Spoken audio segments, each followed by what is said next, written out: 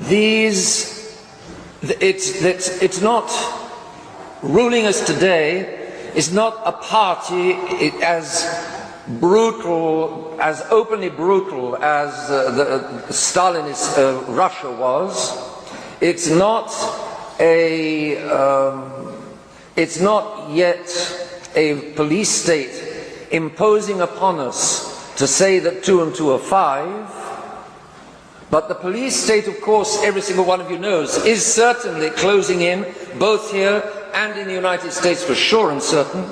The police state took a great leap forwards with 9/11, that's for certain.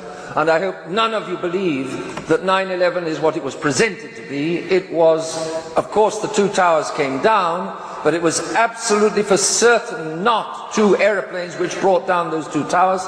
They were professionally demolished by a series of demolition charges from top to bottom of the towers. If you doubt that, look up on the internet 911mysteries.com. I mention this, you may find I keep mentioning this in sermons. Why do I keep mentioning this in sermons? Because truth is at stake. Because if the towers were pulled down by 2 aeroplanes, then the party is virtually in control.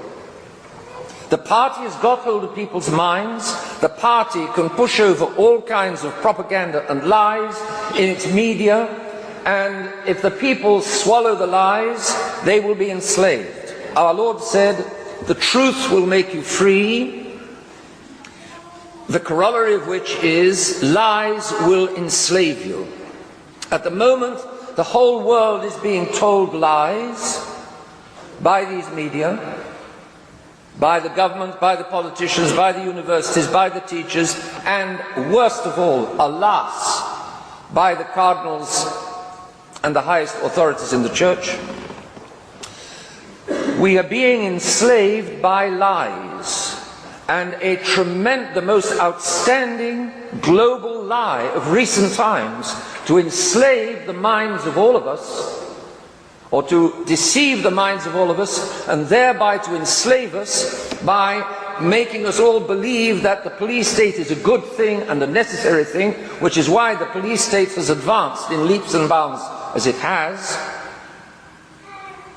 The most extreme example is 9/11, and that's a classic example of an enslaving lie.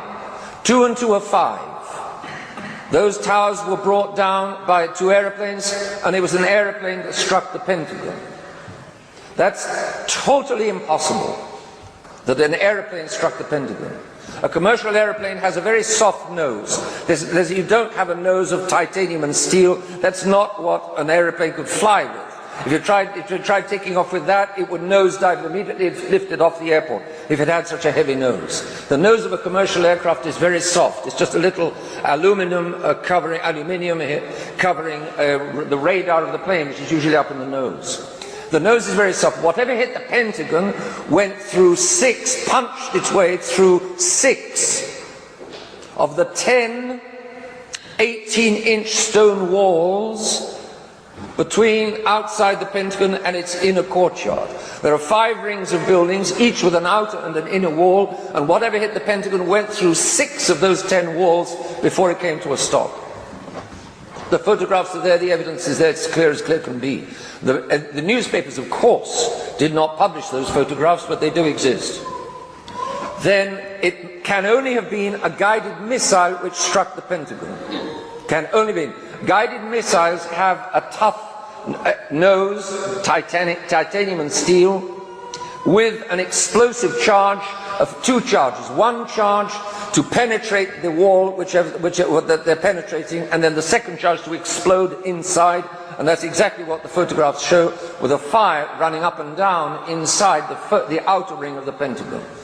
So we were all of us told, and I hope none of you still believe, that it was the work of 3 commercial airliners piloted by 90 Mohammedans, of whom, as you may well know, 7 at least are known to be alive and walking around.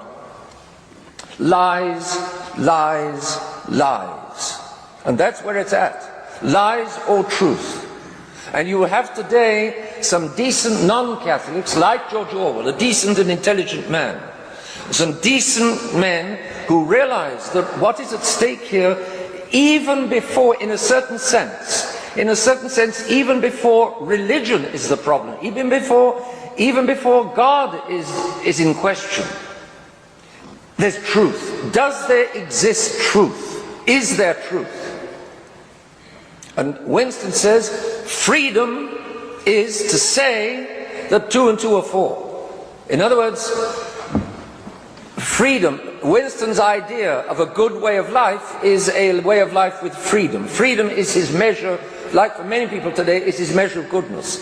But instead of Winston saying, like many people today do, freedom means the freedom to be able to say that 2 and 2 are 5. That's what many people today understand by freedom.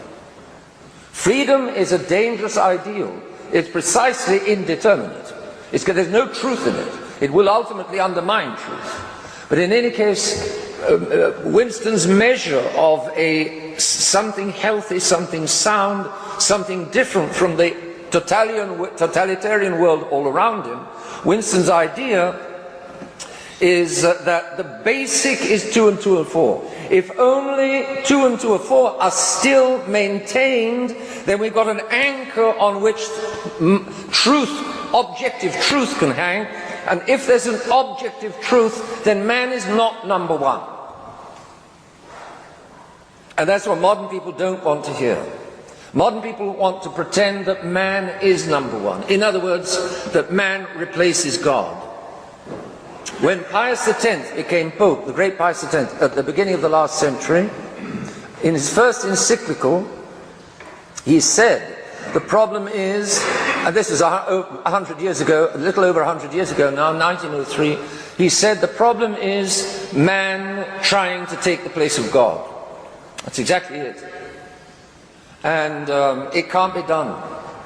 Man is still trying to do it, and he's trying to, since he is number one in his own mind, modern man wants to change everything that comes from God.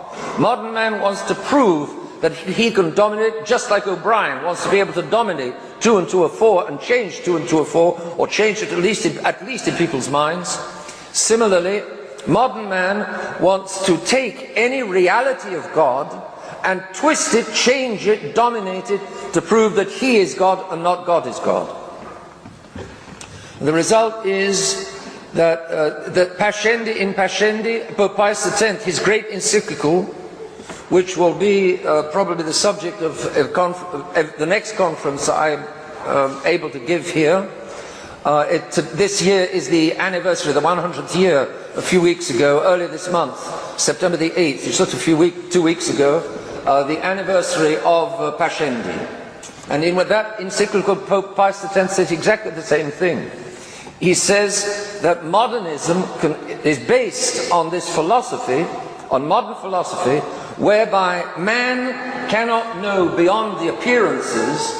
Man sees the cream-colored wall, but he can't know that behind the cream-colored appearance, which is also slightly cold to the touch, and which you can hear if you hit with something hard enough, behind the sense impressions which come off the wall, what is actually behind those impressions we cannot know.